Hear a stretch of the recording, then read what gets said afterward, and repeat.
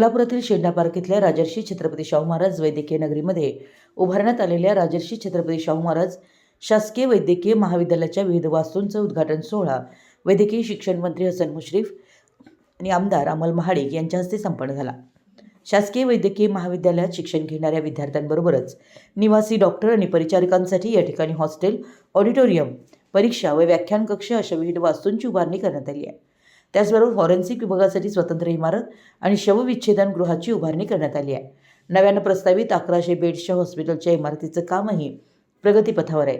यावेळी उपस्थितांशी संवाद साधताना शेंडा पार्क हे भविष्यातील प्रशासकीय केंद्र ठरणार आहे। आरोग्य सुविधांबरोबरच सर्व प्रशासकीय सेवा, सर्किट बेंच, जिल्हा क्रीडा संकुल, IT पार्क यांची उभारणी शेंडा पार्कचा चेहरा-मोहरा बदलणारी ठरणार आहे। विक्रमी वेळेत ही सर्व कामं पूर्ण होत आहेत याचा मनस्वी आनंद आहे। या परिसराचा लोकप्रतिनिधी म्हणून या सर्व विकास कामांमध्ये सहाय्यभूत ठरलो याचं समाधान असल्याची भावना यावेळी व्यक्त केली।